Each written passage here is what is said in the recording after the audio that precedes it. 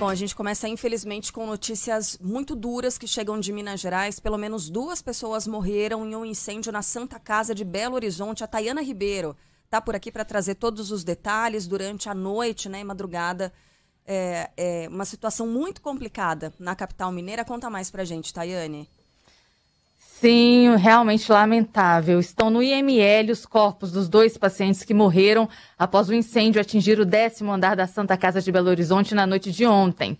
Inicialmente, não há indícios de que foram vítimas de queimadura ou inalação de algum produto derivado do incêndio, de acordo com o porta-voz do Corpo de Bombeiros, o tenente Pedro Ayrara. Nenhuma pessoa que, por uma situação de queimadura ou por uma situação de inalação de fumaça ou de outro produto da combustão, ela tem se transformado em óbito. O que ocorre é que, durante o momento de transferência, houve sim alguns óbitos já confirmados de vítimas que, pelo fato do 10º andar ser um andar que contempla um centro de terapia intensiva, existiam várias vítimas bastante graves lá e algumas dessas vítimas elas vieram a óbito nesse momento da transferência. Em nota, a Santa Casa afirma que o IML vai examinar os corpos dessas vítimas para avaliar o motivo das mortes. As chamas assustaram pacientes, familiares e quem trabalha no hospital, que fica na região centro-sul aqui de Belo Horizonte. A técnica de enfermagem Vanderleia Rodrigues trabalha na Santa Casa e ajudou na retirada das pessoas. Ela conta detalhes da ação. Aí, de repente, eu escutei um gritando, fogo, fogo. A gente achou que era paciente, né, discutindo. Aí, quando eu cheguei no vão do 11º, em poder olhar as escadas que falou que o 10º estava gritando que o fogo estava no 10º, aí eu já vi aquele desespero de paciente, o pessoal tentando tirar, aí desci um pouquinho para ver aquele fumaceiro já dentro do CTI, né, do 10º. Aí a reação foi voltar para trás, começar a gritar o pessoal para a gente poder descer, eu tentando descer com a paciente as escadas cardiopata grave. Aí tentamos fazer nossa parte, né, socorrer a equipe toda. Foram mais de 950 pessoas retiradas do 9º e do 10º andar e 15 transferências para outras unidades hospitalares. Após a situação ter sido controlada, o Corpo de Bombeiros concluiu que não houve dano nas estruturas do prédio. O 10º andar do hospital está preventivamente interditado. As outras áreas da Santa Casa funcionam normalmente. Céu claro em Belo Horizonte agora, a temperatura é de 13 graus. Ô, Tayane, já há suspeitas, é claro que haverá necessidade de investigar melhor, necessidade de perícia, de ouvir os depoimentos dos médicos e parentes que estavam por lá, parentes dos pacientes. Qual é a suspeita ou a principal suspeita de onde teria começado o fogo na Santa Casa? Realmente o incêndio ainda será investigado, né? A gente ainda não tem detalhes sobre o que teria causado o início das chamas. Tá, a gente vai seguir acompanhando, é claro, até porque, o que preocupa muito, as Santas Casas passam por uma imensa dificuldade, isso no país inteiro. Santas Casas do país vem enfrentando uma forte crise financeira, já tem tempo, mas isso vem se intensificando, especialmente de um ano para cá. Mais de 500 instituições fecharam as portas nos últimos 5 anos. A Confederação das Santas Casas de Misericórdia dizem que tem um déficit desse setor de quase 11 bilhões de reais. São instituições super importantes, responsáveis pela manutenção de quase 170 mil leitos hospitalares no país.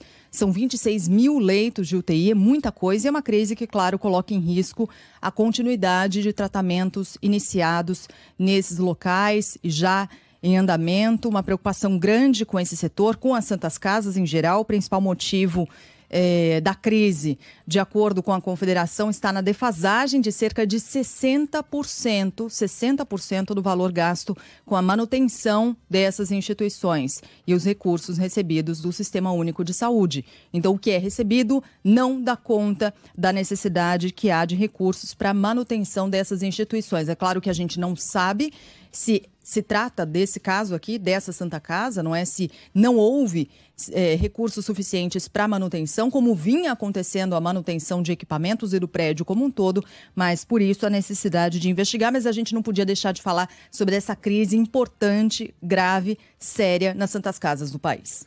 Voltaremos a BH ainda hoje. Agora a gente fala um pouquinho mais sobre a Petrobras. Após ter o nome aprovado pelo Conselho de Administração da empresa, Caio Paes de Andrade é exonerado da Secretaria de Desburocratização, Gestão e Governo Digital do Ministério da Economia. Mais informações do Rio de Janeiro com Cristiano Pinho.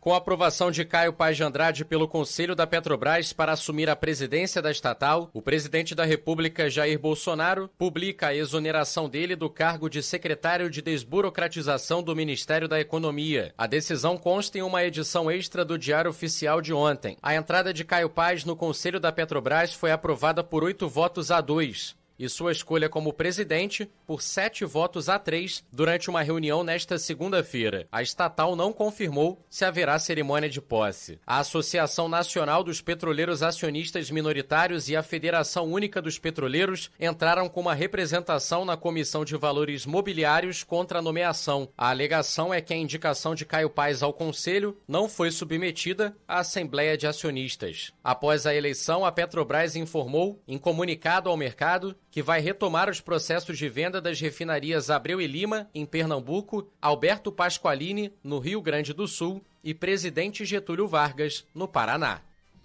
Para tentar frear novos reajustes nos preços dos combustíveis, Caio Paz de Andrade deve alegar à Petrobras que ela precisa cumprir a função social dela. A ideia é focar na pauta da chamada ESG, sigla em inglês para Meio Ambiente, Sustentabilidade e Governança, isso segundo o jornal Folha de São Paulo. Integrantes do Conselho de Administração alertam, no entanto, que segurar novos aumentos vai elevar o risco de desabastecimento do diesel. Ontem, o presidente da República disse ter conversado com o presidente da Rússia, Vladimir Putin, para importar o combustível. Conversei com o presidente Putin hoje da Rússia, trocas comerciais entre nós, né? Temos a segurança alimentar e a segurança energética. Então, há a chance de comprarmos diesel de lá, então fica com toda certeza o preço mais em conta. Hoje assume um novo presidente da Petrobras. O que a gente precisa é transparência em tudo. É igual hoje começou, já alguns governadores começaram a baixar o ICMS, né? É 17, tem estado que botou 18, 19, porque tem um fundo de combate à pobreza, que não é deles, o ICMS passou para 17. A projeção é a gasolina cair 50 centavos por litro de ajuda. Tem problemas? Tem, mas se compare com o mundo. Bom, Caio Paz de Andrade foi eleito por 7 votos a favor, 3 contra para a presidência executiva e por 8 votos a 2 para o Conselho. Então foi eleito até com alguma facilidade. Na última sexta-feira, o CELEG da Petrobras, que é o Comitê de Elegibilidade, deu aval positivo para o nome de Andrade, apesar das indicações, o próprio Conselho reconheceu isso, de que ele não tem os requisitos exigidos pela lei das estatais e pelo Estatuto Social da companhia, né? Experiência na área, já ter presidido alguma empresa, formação acadêmica, ele não tem nada disso, mas aparentemente a diretoria da Petrobras, em nome de uma suposta pacificação do país, optou por ignorar essas ilegalidades e aprovar o nome do novo presidente da empresa. Caio garante que não recebeu nenhuma orientação. Ele respondeu a várias perguntas, né, da CELEG, não o fez presencialmente, embora tenha sido convidado, não era obrigado a isso, respondeu as perguntas por escrito e disse que não recebeu nenhuma orientação do governo para segurar preços, que é o principal motivo apresentado pelo próprio presidente Bolsonaro para a nova troca da empresa. É difícil acreditar que ele não tenha recebido essa indicação, já que ele está sendo colocado ali exatamente com esse objetivo, de segurar os preços dos combustíveis, especialmente diesel e gasolina, pelo menos até a eleição. Dificilmente será um presidente que terá uma vida muito longa na Petrobras e tudo mais, não foi colocado lá para isso. Foi colocado para segurar as pontas até a eleição e não para administrar a empresa de fato. Dane-se a Petrobras nesse período, o importante é garantir a reeleição em outubro e novembro. No Supremo Tribunal Federal será realizada logo mais, às 9 horas da manhã, uma audiência de conciliação entre União e Estados para discutir a cobrança do ICMS sobre os combustíveis.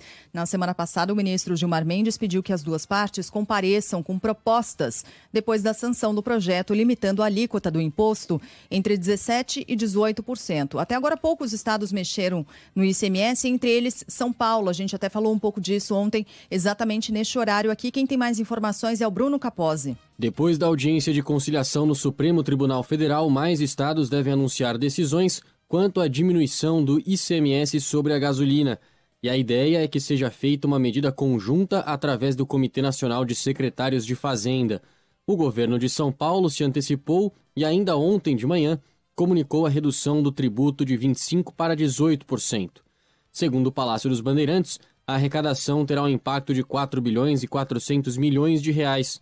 Horas depois, Goiás anunciou que a alíquota de ICMS aplicada à gasolina passou de 30% para 17%. No caso do etanol, passou de 25% para 17%.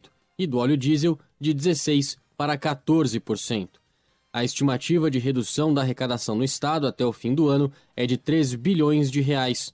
Bahia, Paraíba, Rio Grande do Sul e Amazonas aguardam uma decisão conjunta do Comitê Nacional de Secretários de Fazenda depois da audiência de conciliação no Supremo. Rio de Janeiro e Ceará esperam por uma posição do Conselho Nacional de Política Fazendária. Minas Gerais, Espírito Santo e Distrito Federal não detalharam os planos. No Paraná, a Secretaria da Fazenda admitiu que em julho deve reduzir as alíquotas atendendo à nova legislação federal.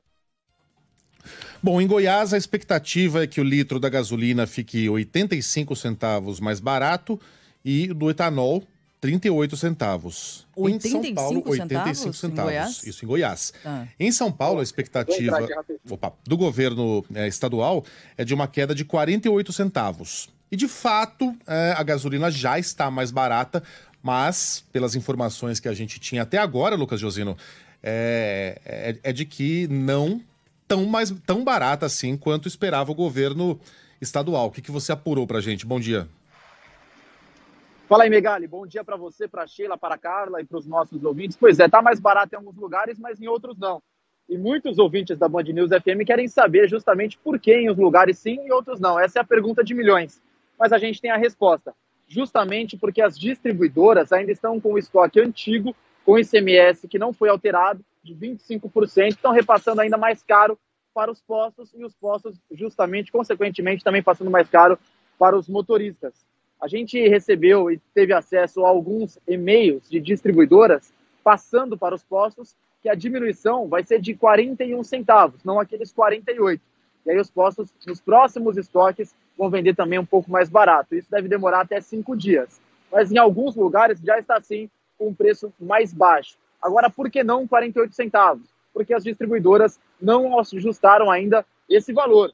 Alguns lugares, por exemplo, na Marginal do Tietê, uma das principais vias da cidade, 20, 30 centavos. Mas todos os postos por lá já atualizaram, já estão mais baratos, mas não com aqueles 48 centavos próximos aos 50 centavos, como tinha anunciado ontem o governo do estado de São Paulo. A gente conversou com vários motoristas entre ontem e hoje. Um deles é o cirurgião dentista Hammer Caldeira. E ele nos contou que vai ter que pular de posto em posto para ver onde está mais barato e conseguir abastecer o carro. Nós que constantemente estamos abastecendo o carro e procurando locais em que a gente possa confiar na gasolina e também a confiança no preço que estão colocando, é super importante que os postos estejam repassando isso de uma maneira geral, né? O que não acontece, na verdade, no mercado. É importante que, na verdade, a pessoa saiba exatamente qual foi o valor que foi dado de desconto, essa diminuição no valor do álcool ou da gasolina, para que possa cobrar nos postos essa diminuição, né? Ô, Lucas, os nossos ouvintes estão dizendo assim, estoque velho, vá. Porque quando tem remarcação para cima, isso nunca acontece, né? Nossa, imagina, é automática. A do estoque velho, olha, é uma desculpa nova, os nossos ouvintes estão dizendo por aqui, viu?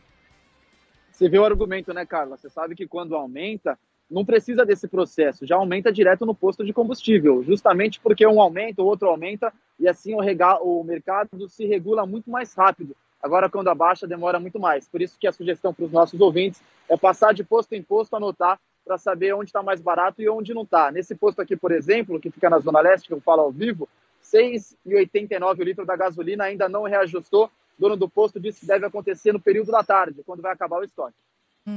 Caramba. Agora, a mensagem de ontem? Ontem, durante o Band News São Paulo, chegaram várias mensagens de ouvintes, né? A gente convidou os ouvintes a participarem, contando exatamente se os preços já estavam sendo remarcados. E aí um ouvinte nosso escreveu que encostou ali num posto para abastecer. E aí ouviu do frentista o seguinte: não, senhora, a gente não está abastecendo agora, a gente vai retomar o abastecimento daqui a meia hora. Ele, não, pelo amor de Deus, me deixa abastecer aqui. O cara falou que ia... O cara falou, a gente vai remarcar o preço. Remarcar, né? Então a gente volta a abastecer daqui meia hora. Ele, não, pelo amor de Deus, me deixa abastecer e tal. Ele, calma, senhor, a gente vai marcar para baixo. Ele, bom, então tá bom.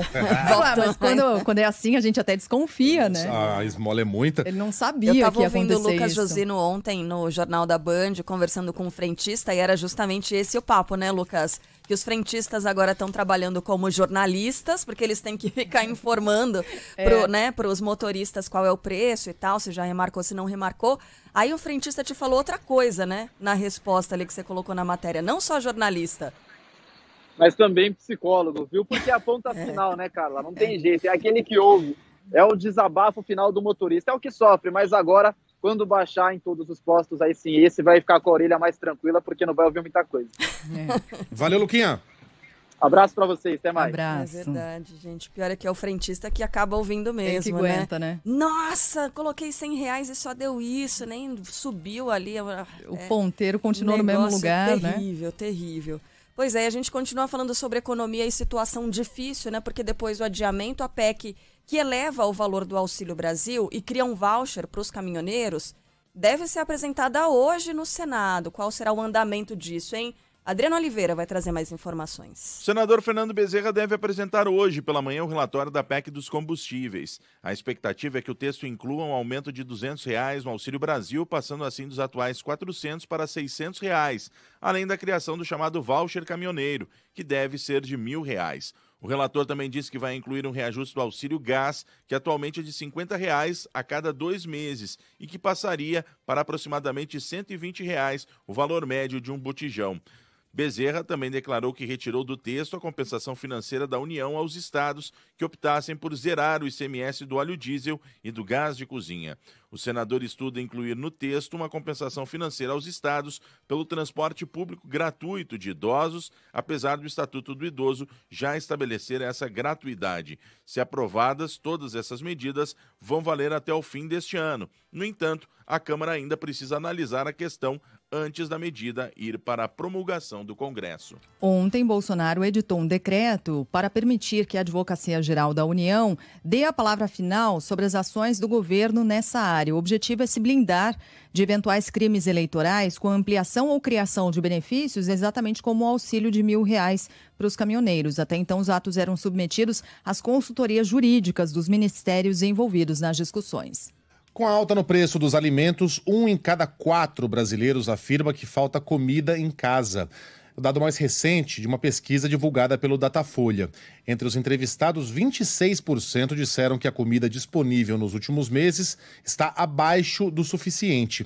Outros 62% afirmaram ser suficiente e 12% mais do que suficiente.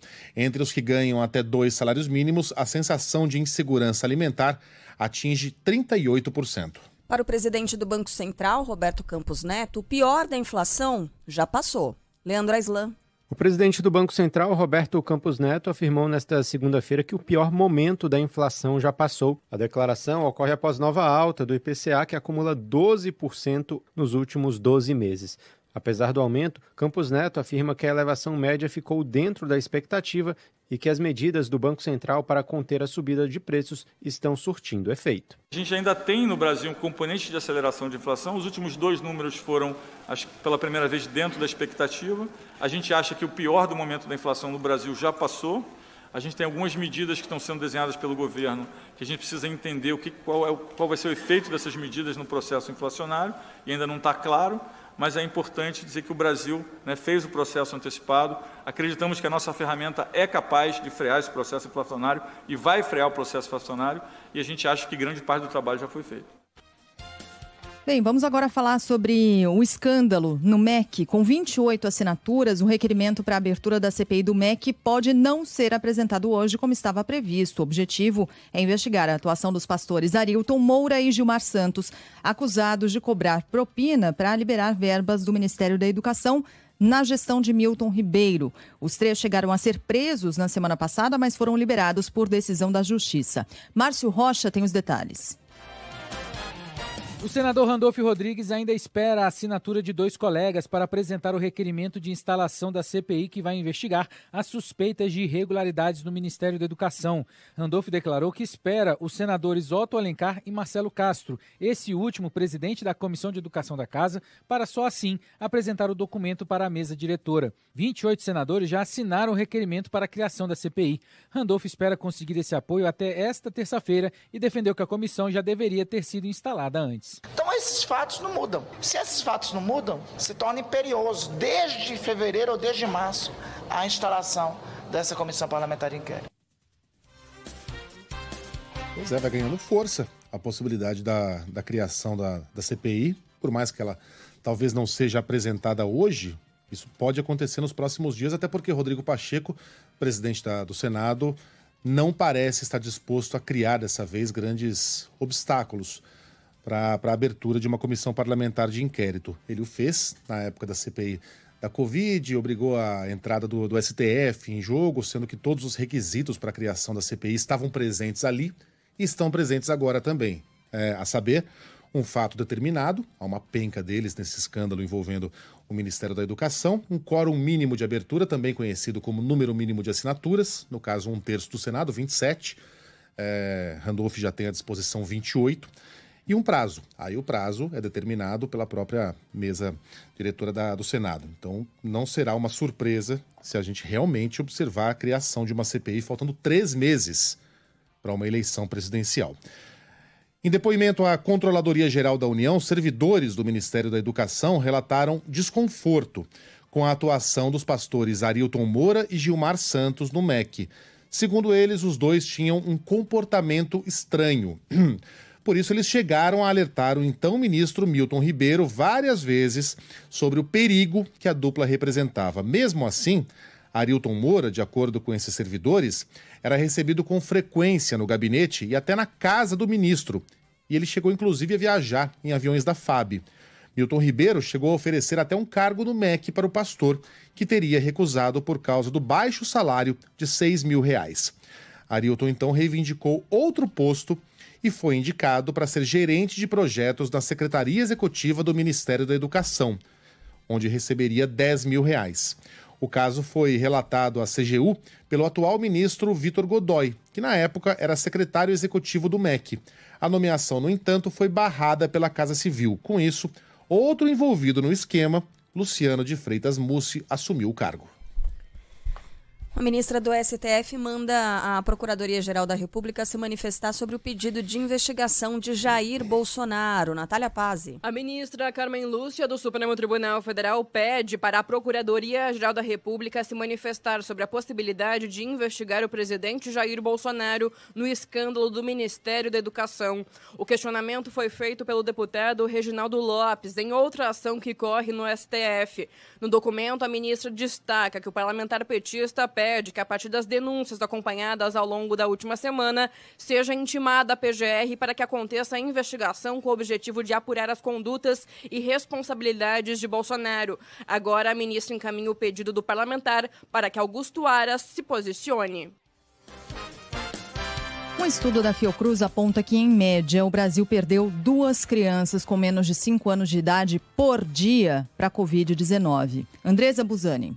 A Covid-19 matou 2 crianças menores de 5 anos por dia desde o início da pandemia. Entre março de 2020 e dezembro do ano passado, foram registradas 1.439 mortes nessa faixa etária. Os números são do projeto Observa Infância, vinculado à Fiocruz, com base no Sistema de Informação sobre Mortalidade. O coordenador do grupo, Cristiano Boccolini, afirma que os números superam até mesmo os registros dos Estados Unidos, país com mais mortes pela doença. Os Estados Unidos registrou um pouco mais de 500 óbitos até hoje e o Brasil registrou mais que o triplo de mortes de crianças menores de 5 anos, ou seja, indicando aí um excesso de óbitos. Então, mesmo em termos proporcionais, o Brasil apresenta uma taxa de mortalidade superior por Covid nessa faixa etária. Dados preliminares do Ministério da Saúde indicam que a média de 2 mortes diárias de crianças menores de 5 anos por Covid-19 se mantém este ano.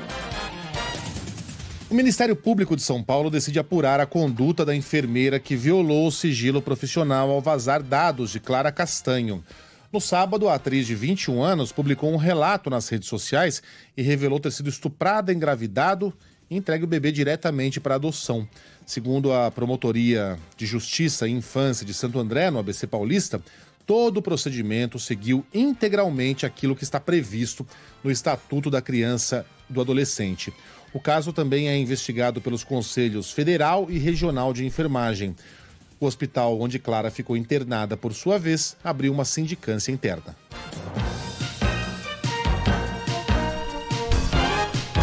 As pesquisas de intenção de voto oferecem um diagnóstico e não um prognóstico do cenário eleitoral. A afirmação é do cientista político e diretor da pesquisa Quest, Felipe Nunes, em entrevista ao Band Eleições. Segundo ele, os levantamentos funcionam como um termômetro do momento e diversas variáveis vão influenciar na tomada de decisão do eleitor até outubro. A pesquisa, assim como o jornalismo, tem a função de informar a população, né? Então as pesquisas usam a informação, usam a informação das pesquisas para tomar decisões. Às vezes, na reta final de uma corrida eleitoral, você vê um candidato que estava até tendo um bom desempenho, mas na urna ele desaparece. Por quê? Porque o eleitor dele faz o que a gente chama, na ciência política, de voto estratégico. Ou seja, já que o meu candidato não tem chance nenhuma, eu vou optar por aquela segunda opção que tem mais chance de vencer. Então, é por isso que prognóstico é diferente de diagnóstico. O Band Eleições vai ao ar toda segunda-feira, logo após o Jornal da Noite, aqui na tela da Band. Bom, ontem a gente teve aquela nova pesquisa BTG-FSB mostrando Lula à frente de Jair Bolsonaro na disputa ao Palácio do Planalto. O petista aparecendo com 43% das intenções de voto contra 33% do atual presidente. Nessa pesquisa, Ciro Gomes, do PDT, tem 8%, Simone Tebet, do MDB, 3%, André Janones, do Avante, 2% e Pablo Marçal, do PROS, 1%. Os demais candidatos não pontuaram. Brancos e nulos somaram 5% e 2% não responderam. Importante observar que, embora os principais candidatos tenham oscilado somente dentro da margem de erro, a diferença entre Lula e Bolsonaro neste cenário caiu de 12% para 10%.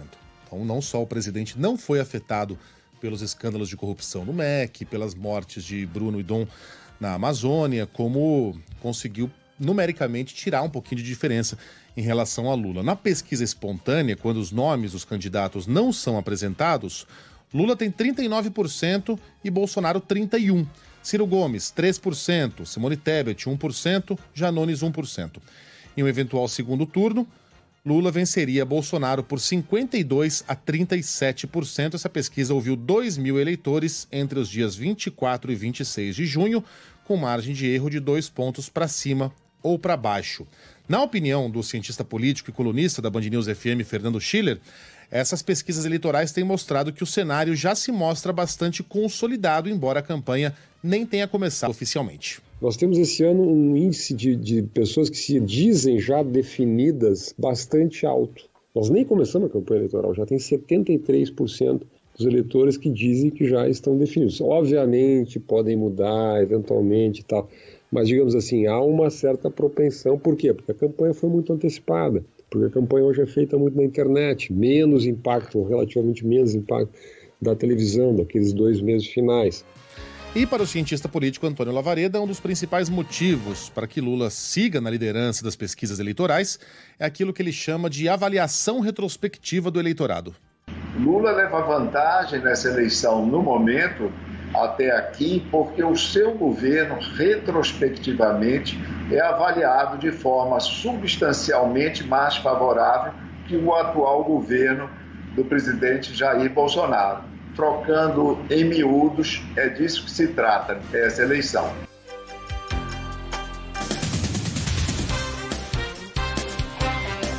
Agora, destaques internacionais. Chega a 16 o número de mortos depois de um ataque russo a um shopping na 4ª maior cidade da Ucrânia. Arthur Queiroz. Cerca de 1.000 civis estavam no entorno do shopping atacado por um míssil russo em Kremenchuk, a 4ª maior cidade da Ucrânia. Imagens divulgadas pelos serviços de emergência do país mostram uma grande quantidade de fumaça em meio às pessoas desesperadas e bombeiros tentando resgatar vítimas. Segundo a Força Aérea da capital Kiev, o estabelecimento foi atacado neste domingo por um míssil de longo alcance disparado da Rússia. O governo da Ucrânia classificou o ato como terrorista e crime contra a humanidade. A Rússia não realizava ataques aéreos no país havia 20 dias. Na semana passada, a guerra completou 4 meses.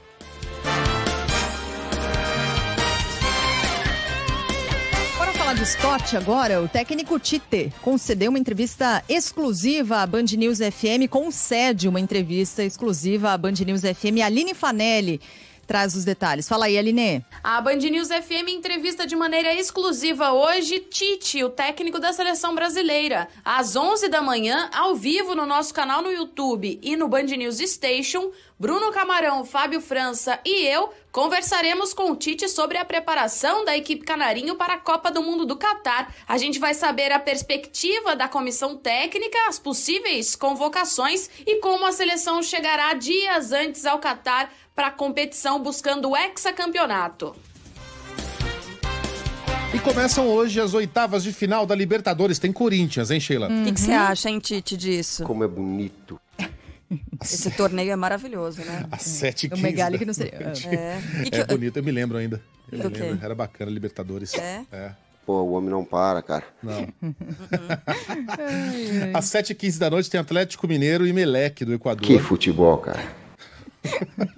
O Galo jogando fora de casa. Jogo lá no Equador. Às 9h30 tem Atlético Paranaense e Libertad do Paraguai na Arena da Baixada. No mesmo horário, o Corinthians recebe o Boca Juniors na Neoquímica Arena. Esse jogo tem transmissão da Band News FM com narração de Marcelo Duó e comentários de Denilson. Que futebol, cara. Pois é, pela Sul-Americana, Tite, o Internacional encara o Colo-Colo no Chile. Vamos lá, palpites? Galo e Emelec. Não. Não. Galo 1-0. Fora de casa? É. Eu também acho. 2-1, vai. Atlético Paranaense e Libertad do Paraguai em Curitiba. 1-0 Atlético Paranaense. Não. Precisa nem ter. Vou falar 2-0. Tá. No mesmo horário, Corinthians e Boca Juniors. 1-0 Corinthians. 1-1. Eu tô todo no 1-0. 1-1. O Corinthians vai abrir o placar, mas o Boca empata. Cara, você é muito egoísta. Não. É. E tem Inter e Colo-Colo, fora de casa. Inter 2-0. 1-1 também. Tá. Ô, Tite, o que você acha do Megali, hein? Como é bonito. Tem um outro bem bonito que tá chegando por aqui, ó. Futebol, com Milton Neves. Oferecimento Sicredi. Conheça a primeira instituição financeira cooperativa do Brasil. Sicredi. Gente que coopera, cresce. Casa do Construtor. Aluguel de equipamentos. Ligue 0800 200 0217. E Safra. Empréstimo com garantia do Saque Aniversário FGTS é na Safra Financeira.